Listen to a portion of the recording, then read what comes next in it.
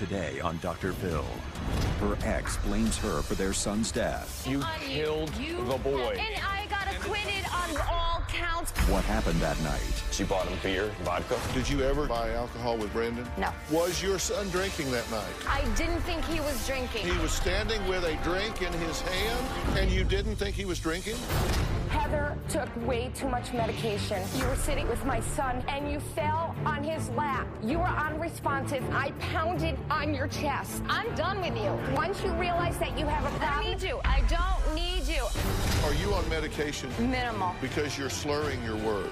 She threw a temper tantrum in the hotel room. I'm gonna get my word to talk. This is my story. You don't know your information like you think you do. Let's do it. Have a good show, everybody. Here we go. I hate to see people suffering, and you've heard long enough. Stand by, Dr. Phil. Wilson, take... I'm going to get you the help that you need. In 5, 4, This is going to be a changing day in your life.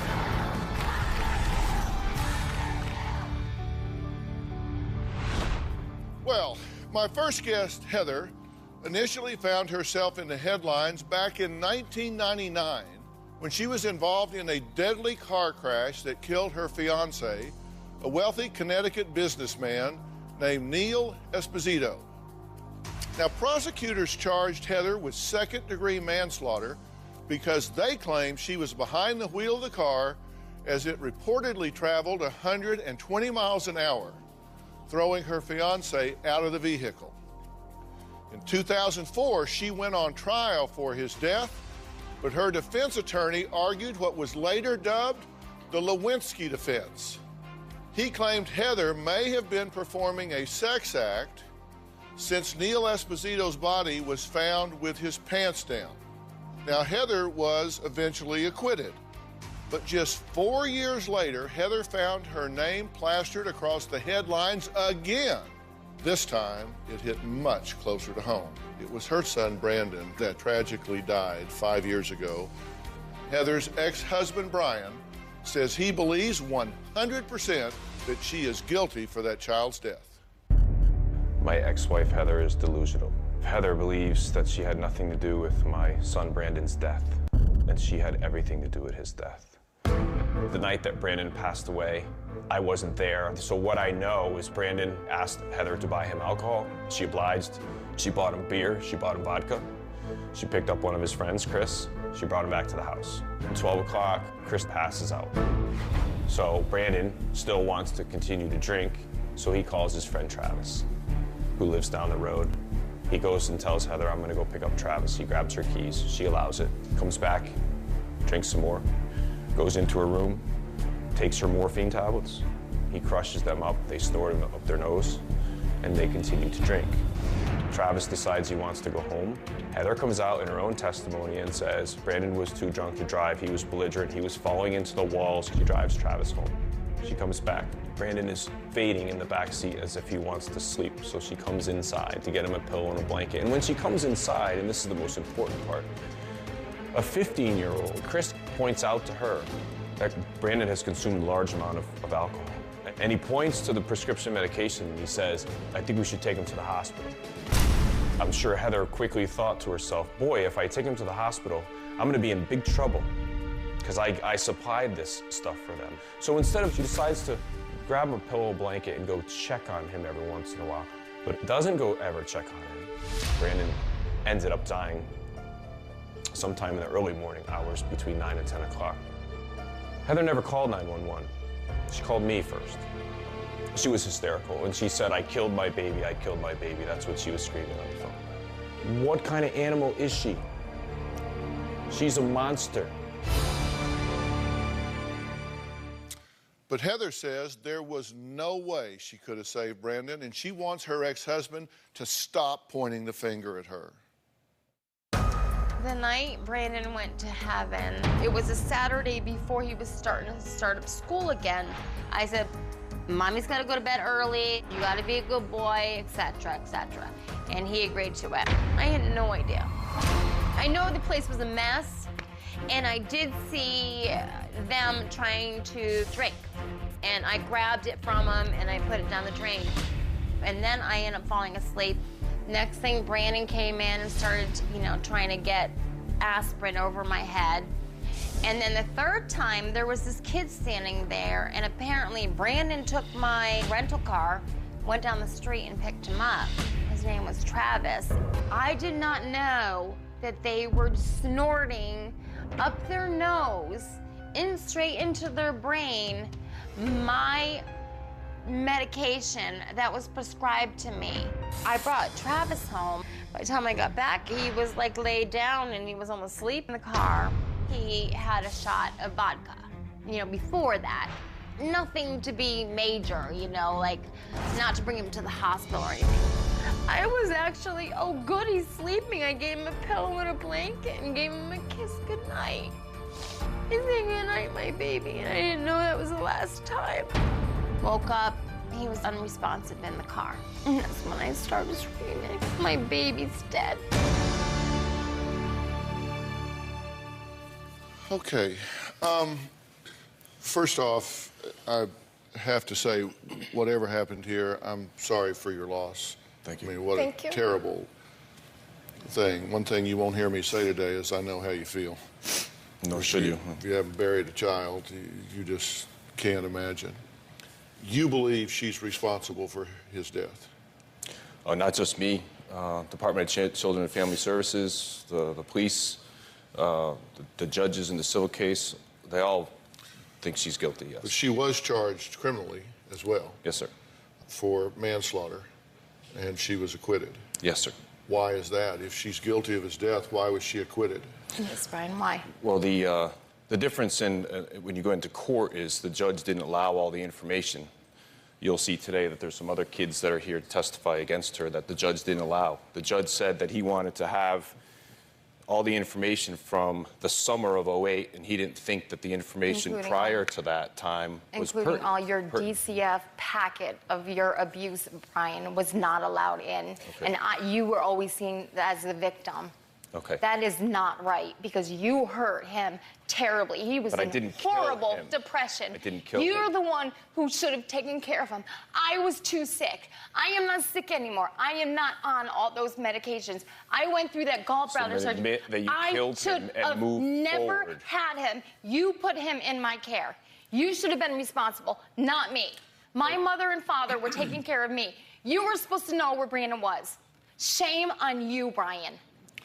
And did you had custody at the time, correct? Yes, sir. And he was staying with Heather for part of the summer. Yes, sir. Which was in excess of the custody agreement. Why is that? agreement. Because your abuse. Yes, sir. And why Black was he eyes, staying broken with her? nose? I'm sorry? Why was he staying with her? Well, he was a great kid up until 13, 14. He started having some problems. And coincidentally, those problems were stemming from Heather giving them alcohol and drugs at the time. So what happened, I had rules. You had to go to school, you had to get up, you had to do your homework, all those types of things. And so Brandon would come to me and say, I want to go to mommy's, I want to go to mommy's, I want to go to mommy's. So, because he wanted to help take care of her. She wasn't well, but she certainly was cognizant, she functioned, she went to the grocery shop, she did all the things she was supposed to be doing. Okay, I'm just asking you why he was there. Did you tell him, okay, go stay with your mother so you can see what a loser she is? I did. You said that to him? I did. Why would a father say that to a child? And if you knew she was sick, if you knew she was on drugs or whatever your theory might be at the time, why would you, the custodial parent, consciously put him with someone that you felt was inadequate to take care of him? This happened on your watch. Well, there's a difference between... You're the custodial parent. Correct. And there's a difference between being inadequate and being a loser. My gamble with Brandon was I wanted him to see... This woman sleeps till 3 in the afternoon. And you knew that? That's correct. I was sick. But there's a difference, Dr. Phil, I've between... had 80 surgeries. Okay. How can you... All right, hold on a minute. But I just want to be sure that I'm clear about this, because look, as all he's doing is lying. From the standpoint of a forensic psychology perspective, I always, when I worked in that role in the court system, I was evaluating parental judgment, problem solving, what kind of environment they were providing, what kind of supervision they were providing. And you're telling me as a custodial parent, you've got a woman over here sleeping till 3 o'clock in the afternoon, and having problems, and you consciously send your son there? Well, there's a difference between, if you asked me at that time with the events of this night, which are very, very troublesome, obviously, was this woman capable of not handling Brandon or taking care of him? That's different than showing a lifestyle of someone that is, like I said, a loser. You're talking about two different things. Did I think she would ever do what she did? Did I think that she was capable of killing her son, of killing this son? My whole family dumb as rocks. Okay. All right, hold on. I understand what you're saying, and I have 4 children now. I do have. Okay, I just wanted to see if I understood it correctly, and you're making a distinction without a difference, in my opinion, because if you're the custodial parent, it's your responsibility to make sure he's in the right environment, and you put him in that environment. I just wanted to be sure we were clear on that. Let's be clear. I had no knowledge that she was giving anyone alcohol and drugs at any time prior to this. No, I did not. Where'd you think he was getting them? I didn't know he was. Well, besides that, maybe school. I don't. Well, you said that Heather and I actually. Heather and I worked at this together. We worked together to get him help. We went to counseling together. We put him in Natchog Hospital. Well, you're going to get a chance to say it. No, you're going to get a chance to say it. He went to a psychologist after you broke his nose, and they gave him medication. You told him you don't need that, so he couldn't sleep. That put him in horrible depression. On your clock, Brian, not on mine. Shame on you. You killed the boy. You got arrested for it, and you got DCF said it, and I got acquitted on all counts, Brian. Okay. Because you went on TV. So he killed himself. Did he kill himself? Did he kill himself? Oh, he did? He must have. Did I kill him? Was I there that night? Was I there? I was there, right? I was there? You were there many times. I was there that night when he died. Okay. All right, stop. By our math of your reports and the others that were there, your son consumed approximately 22 beers, 4 or 5 shots of vodka, took 3 morphine tablets, and sniffed 4 rails of morphine. You said you wanted to talk. This is your chance. And later... We've been friends for 25 years. And last night, what you did to me and my 11-year-old son... What, babe? It's unforgivable, Heather. You were absolutely lifeless, Heather. I thought you were dead.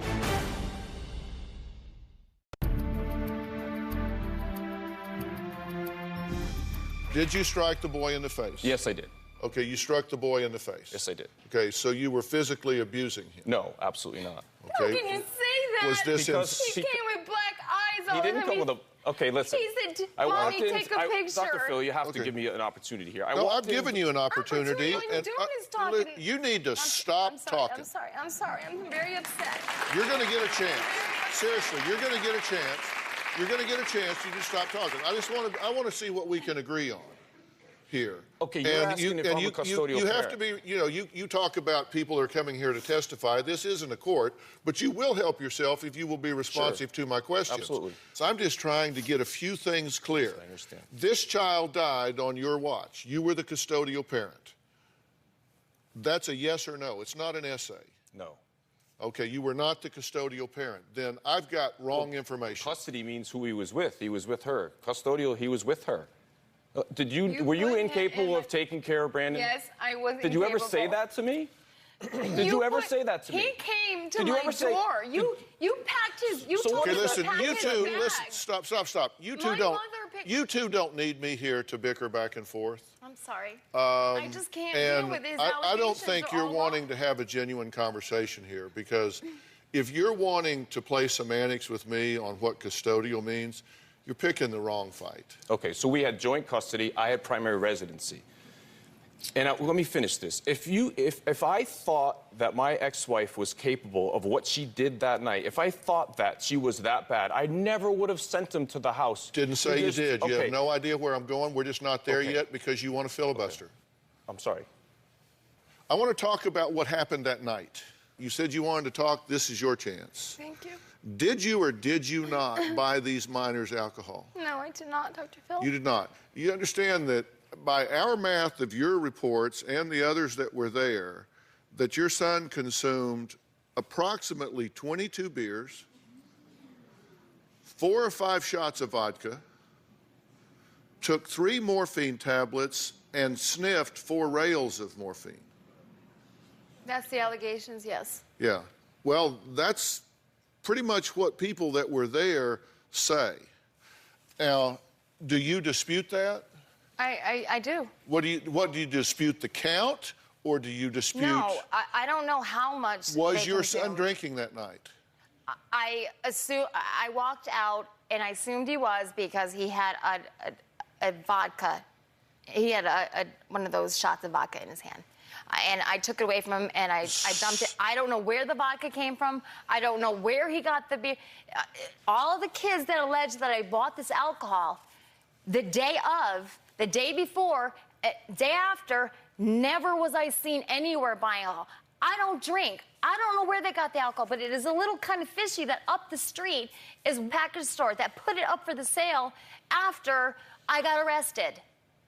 So maybe that's where they got it. I don't know. They used my house as a party house when we were building it when he was in his care. He didn't even know where he was. Are you telling me that you knew your son was drinking that night? I didn't think he was drinking. I thought you walked into the kitchen and he was standing with a drink in his hand, and you didn't think he was drinking? Well, maybe I didn't think that it was enough to take him. Maybe. Come on, I didn't ask you if you thought it was enough to take him to the hospital. I asked you if you knew that your minor son was imbibing alcohol in your home under your supervision. That's a yes or no question. Yes. It's not an essay. It's a yes or no question. Okay? So you knew he was drinking. You didn't know he was taking the other drugs, but you knew he was drinking. I assumed he had something, yes. Mm-hmm. Are you on medication now? Minimal. Because you're slurring your words. I'm just telling you, you're slurring your words as you talk. So I have brain injury, Dr. Phil. Okay, well, explain that. That's why I want you to have a chance to explain this. Mm-hmm. So these things that happened to me, even the accident that happened, has been completely erased from my mind. I have bits and pieces in my head. But even that day of Brandon's death is a very vague. I do remember my mom and dad getting there and rocking and saying, my baby's dead, my baby's dead, while he was punching the police out.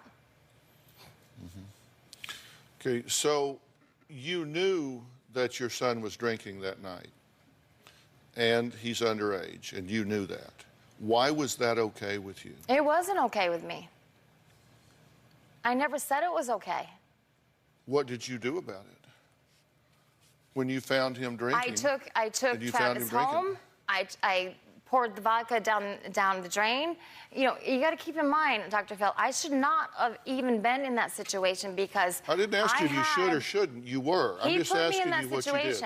I'm just asking you what you did once you were in the situation. I was you two want to talk about things that I'm not asking because you don't like my questions. But I'm asking you, did you know that this child was drinking in your house under your supervision that night? And you said yes.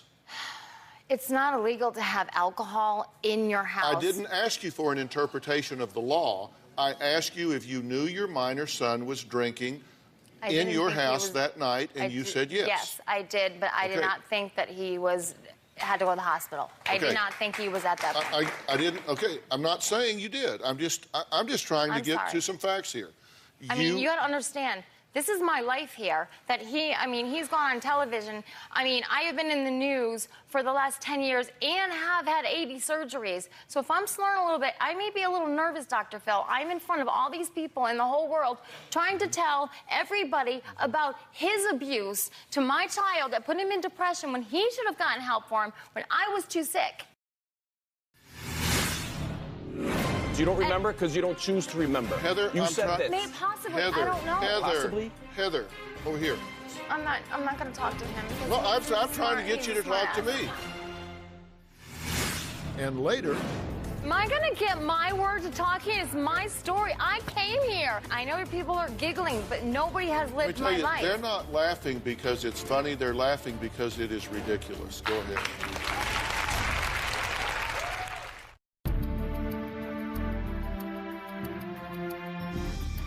Did you know that your son was drinking beer that night? No. Did you know his friends were drinking beer? No. Because by count, we're talking between a case and two cases of beer. where was it all going? Where were the empties? Where were the bottles? Where was that all happening? A typical 15, 16-year-old, we've all been there, lie.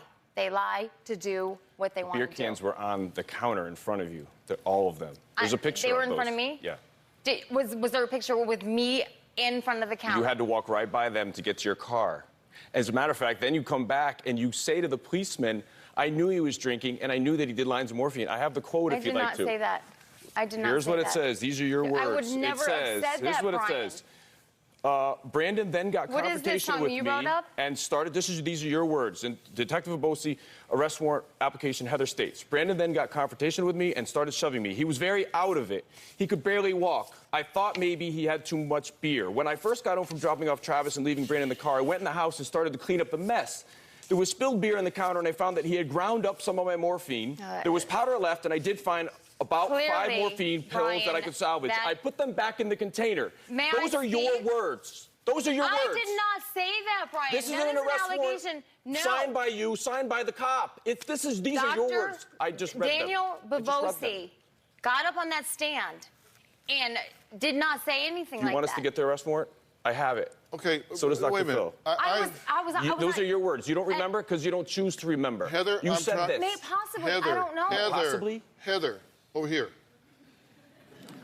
I'm trying to figure out what was going on that night so I have some sense of what you know. And in that, I have examined the police reports. Mm-hmm. There are statements that you signed.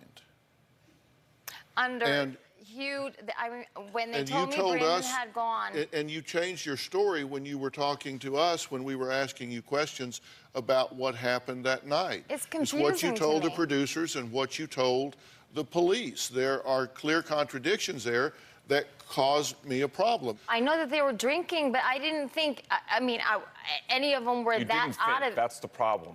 And he died because you didn't think. I have brain injury, Brian. I should not have been in that situation. But you're cognizant enough to make this statement and function and be there. No, because that was taken. They gave me a shoe of Ativan, and accept the responsibility.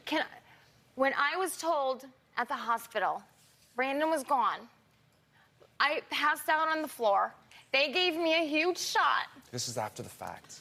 No. Detective Bavosi came in after I got that show in front of my mother. Okay. And my mother said that I did not say any of that stuff. So she was a ventriloquist, and she had her hand behind you, and you were just doing the words. Those were your words or her words? Because they were your words. I'm not going to talk to him because. Well, I'm trying to get you to talk to me. I keep trying to get you to talk to me, and you want to argue with him. I don't want to argue. I want him gone. I want him gone out of my life. Okay, then. But he has ruined my life going in these. Okay, go ahead. I ruined yours. Then talk to me. Yes, you have. I am a mother that lost a child, I thought you didn't want to talk to him. I'm sorry. I thought you wanted to talk to me. His face, he just,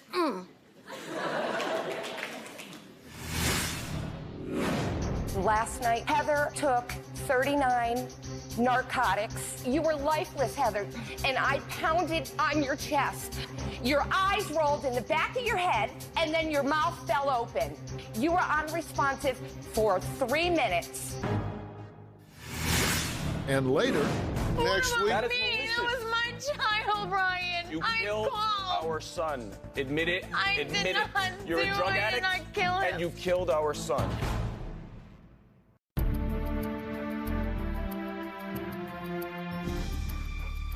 You're here because you want to get this story out, correct? I want my life to go on, and what has happened to me. Do you think your behavior is sincere and consistent? Absolutely. Because I have a card here of your behavior prior to the show, according to your friend Bernice. Thank you for being here. She said when it came time to come to the show, you demanded first-class flights to L.A., and you lied to the Dr. Phil staff and said that you were promised first class and that you cursed out the airline staff and the hotel staff. Is that true? No, I don't know what you're talking about. I mean, I cursed out the airlines? Right. No, I did not. And they did tell and the me hotel staff. because of my hip replacement and all of my metal in me that I was going to be put. The only reason why we got put in coach is because we missed the first flight because of Did the you snow. say to Bernice, quote, I'm going to be a star now. It's all about Heather. The world revolves around Heather. No, I would never have said that. Did she say that to you? We've been friends for 25 years. You I can't came to support her by support- enabling her. I'm asking you if she said that. Absolutely. Is she lying? Heather, you embarrassed me the whole time we were here. And last night, what you did to me and my 11-year-old son What about you? is unforgivable, Heather. And what happened? Heather took way too much medication. She took 39 narcotics within 20 hours from when we left to go to the airport at 12 o'clock in the afternoon until last evening when she was so bad at the mall, she was falling over. My son was trying to hold on to her, my 11-year-old son. You were so bad, Heather. You were so incoherent. You had no clue what was going on. You were clueless, Heather. We got into the taxi, and I know you don't remember this. You were sitting in the back seat I know. with I my should son, have Heather, never. and you fell on his lap. The taxi driver pulled over on the side of the road, Heather. My 11-year-old son is so scared because he thought you were dead, Heather. You were absolutely lifeless, Heather. I thought you were dead. And Because you know what I did to Bernice, save your life, Heather. I wish I had what died. I did to save your life, Heather, you don't remember. You were unresponsive for 3 minutes. And I sat back there, Heather, and I pounded on your chest. I pounded so hard that you probably have bruises. I slapped you across the face. It was a slap, a slap, a slap. Your eyes rolled in the back of your head. You started seizing, and then your mouth fell open. My son had to witness all this, Heather, my 11-year-old son.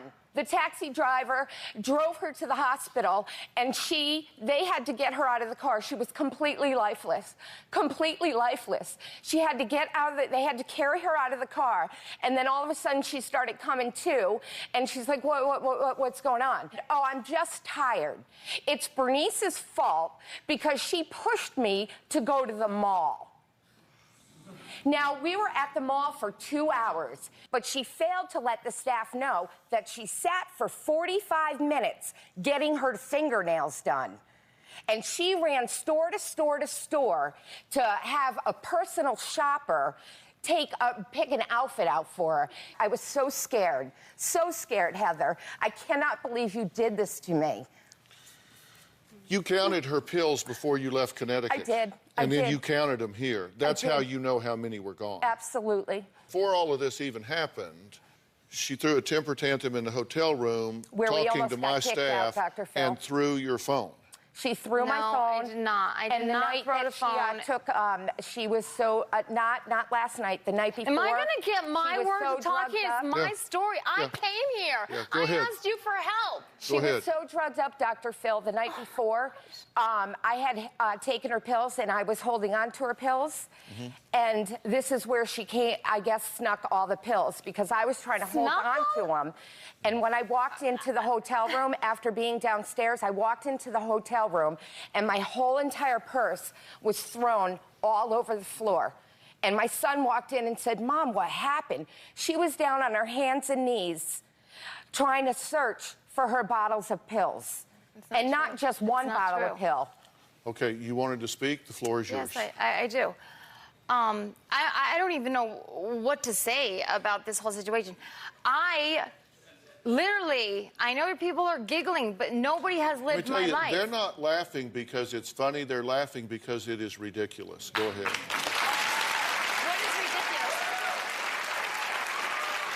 What is ridiculous? What is ridiculous? No, you asked me. You asked me a question. No, you asked me a question, and the way this works is you ask a question, I get to answer. You said, "What is ridiculous?" You have a friend here. And I would never do this, but she needs help, Dr. Phil. You have a friend here that cares enough about you to tell the truth. And you fail to acknowledge that. I'm going to sit here and have you say that to me because that is not true. I'm telling you what his... You're telling you what you think in your opinion because you don't know your information like you think you do.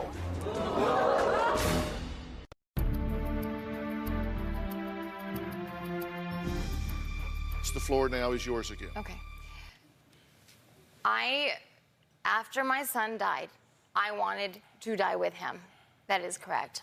I was on 160 milligrams of morphine because to wean off of OxyContin is a horrible wean. And it doesn't wean, or even fentanyl patches. It goes from 100 to 75. It's too much of a jump for me. I did not want to go on morphine because that's what my son died from, because he learned it from his father to snort up his nose. Because his father, one time, Brandon came to me and said both him and his wife accused him of stealing a bag of cocaine. That's well known. So with that being known, back to me. Heather, you could have refused from the doctor. It's my turn. It's my turn. You could have told your turn. doctor, I don't want morphine. My son died. I told her that. You did not, Heather. If you told her that, she wouldn't be giving you morphine. With her?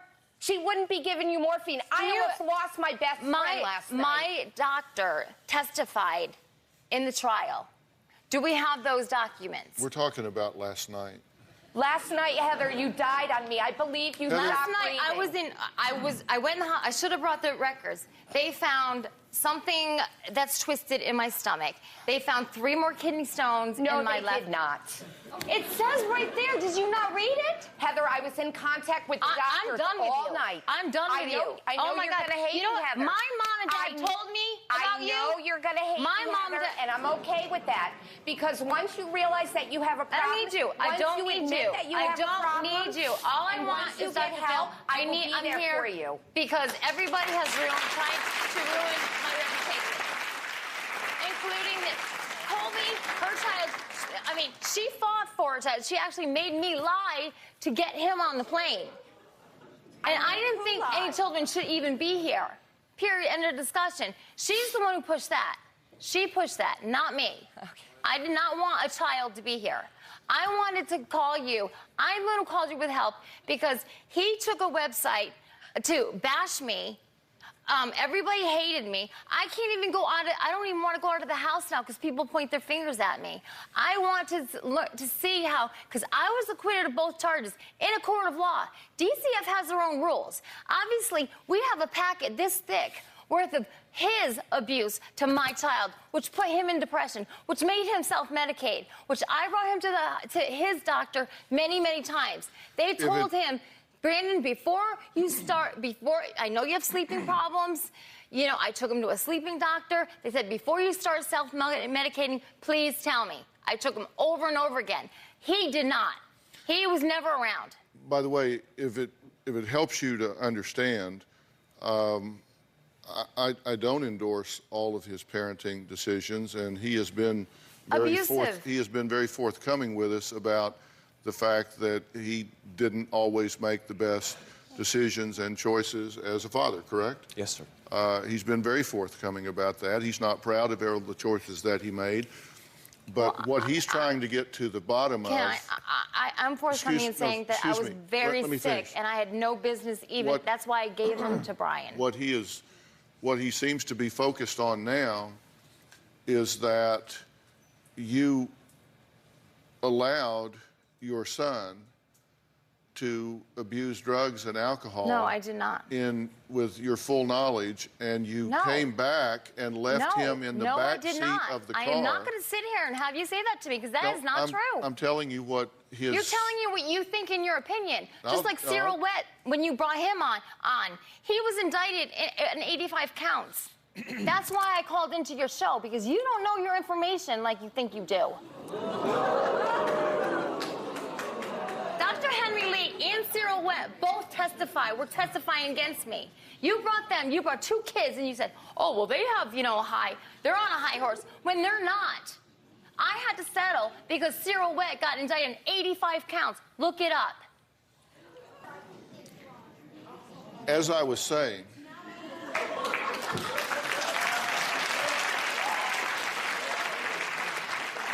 as I was saying, he is very upset that you left your son in the back seat knowing that he had been drinking and knowing after you came into the house that Chris pointed out to you that he had gotten pills out of your purse.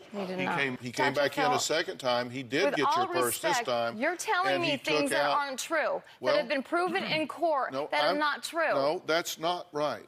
These things have not been proven. Why aren't I in jail then? If I am such an awful person and I killed my son, shouldn't I be squirreled away in jail somewhere? I don't think.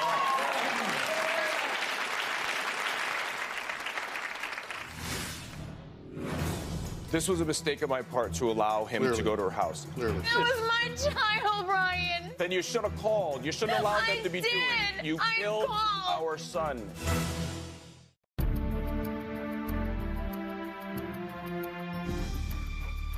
First off, I don't think you're an awful person. I think you have made some awful judgments. I think you have made some awful decisions. And I think you are addicted to prescription medication. Absolutely. And I think it has changed. And I think that it has changed the way you think, reason, and recall what's going on in your life. And that's what I believe. Look at me. I don't believe you're a horrible person. I believe that you are out of control.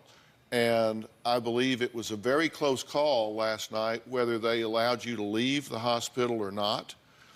And I think what he is saying is that he cannot get closure. He cannot heal the wounds that he feels for a variety of reasons, one of which is the fact that you won't own the fact that you did not behave in a responsible fashion when you had your son with you. Dr. Phil, we shared custody of Brandon for 15 years. So when you ask about why did I allow him to go with her, she had him often throughout the years. There was nothing, and you're right. It was a mistake on my part. Obviously, this was a mistake on my part. Okay, hold on. This was a mistake on my part to allow him to go to her house. Clearly. It wasn't the first time. He had been with her for 15 years. So, off and on, but I mean, so you're right. I said, in the end, I'm going to beat myself up about it because I allowed him to be with her. But it wasn't like he was never with her, and then all of a sudden one day I just said, go with Heather and we'll see how this goes. We were raising him throughout the years. I don't think you foresaw. I don't think you foresaw what was going to happen, and I don't think she intended to do harm to her son.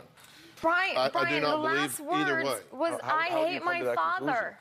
How do you even come I to that hate my father. You can never convince me that that's what this woman wanted. But it was self-preservation. She knew she was going to get in trouble. The next day she has Chris take all the beer cans and throw them over the stone wall. The first thing she does is implicates him to take the beer cans and get rid of the evidence. It's in the reports. What reports? Who was there? Pictures taken. Kids, children? You asked this 15-year-old to get rid of evidence when he just saw his best friend dead in the backseat of a car. It was my child, Brian. Then you should have called. You shouldn't allow them to be doing it. You killed our son. Admit it. Admit it. You're a drug addict, and you killed our son. You did. You're the one who put him in go depression. to rehab and move forward. I am off almost all medication. I really am. Heather, you're on at least 30 to 40 prescriptions. That's because of this trip I took. Normally, if I was in Connecticut on my couch with my dog, I don't need to take all this stuff. But if I'm in the plane and my hip hurts and everything else, I have to take more medication. Parents, it's as needed. It's prescribed. Heather, how many pills did you take this morning? You were, and where I you don't send know. those children, be Two careful. maybe to get up? Two? I don't know. All right, we're going to take a break and let everybody settle down. We'll be right back. Well, we are out of time today, and I have so much more that I need to cover. Tomorrow, we'll hear from Brandon's friends, some of whom were there the night he passed away. They make shocking accusations against Heather. Could she have saved her son's life? Take a look. Tomorrow. I do feel that Heather killed Brandon. I did not kill him. The drugs. You said you showed Heather the crush pills that Brandon took from her purse. Yes. He did not show me that. The alcohol. I showed her everything on the counter. Beer cans, the vodka bottle. I didn't see any beer cans. The accusations. I was 15. I woke up to Heather being on top of me. Did you have relations with AJ? No, I did not. With Mark? Oh my God. It's Lucas. He's the one who's buying all these people off. Now. I believe you have an addiction problem. I think you were high that night. This is just not what I came on this show for. The dramatic conclusion. If you don't get yourself straightened out, we're going to be burying you. That's tomorrow. I want to thank all of my guests, and we'll see you tomorrow.